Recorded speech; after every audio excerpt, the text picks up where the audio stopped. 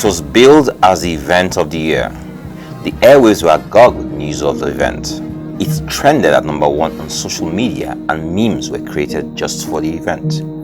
They said everyone who was someone would be there, so everybody who was nobody also planned to be there.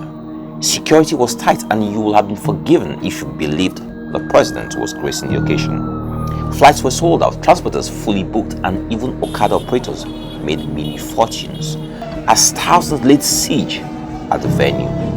Tailors were busy all over the country. Boutiques and online stores made brisk sales. Girdles, push-up bras, and wigs were sold out. Those who hire out jewelry for events ran out of stock.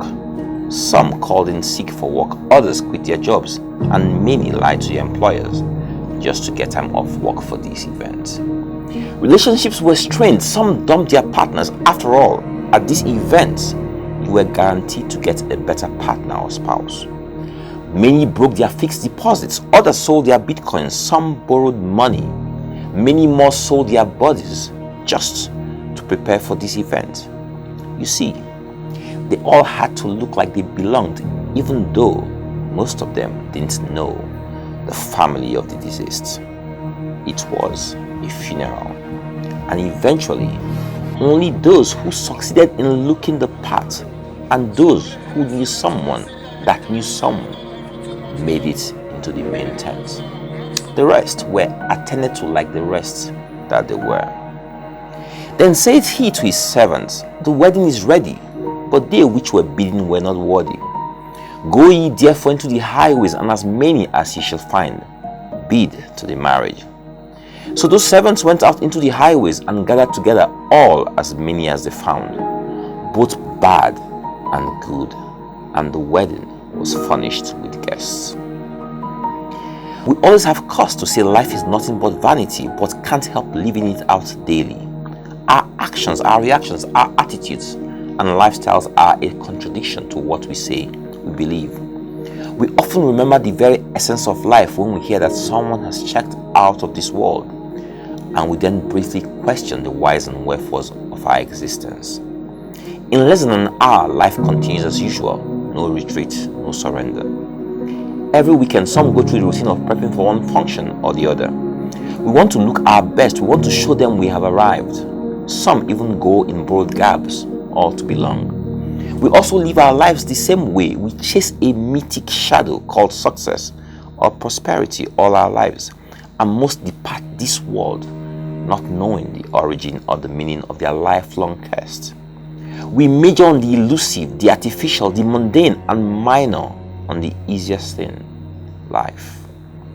Our vaulting ambitions have broken us. Our ill-advised actions have scarred us. Our love for shadows has led us astray. The pressure to succeed has destroyed our health. And now, like Solomon, at the dusk of our lives, we look back and say, vanity, all is vanity. Why don't we learn from history though? Why do we keep on making the same mistakes? There's nothing new in the story of this funeral. From time immemorial, people have always prepared for funerals and other events as if their lives depend on it.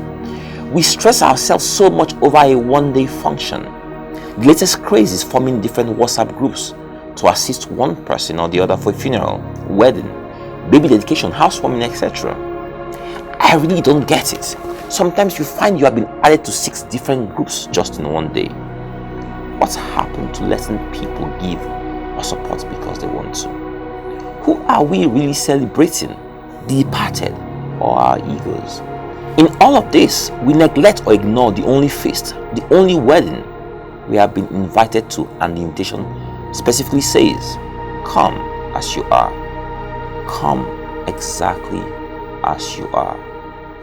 This host doesn't care if you're good or bad, rich or poor, tall or short, slim or fat, big car or bicycle, kinky hair or straight hair. He doesn't care about the size of your body parts.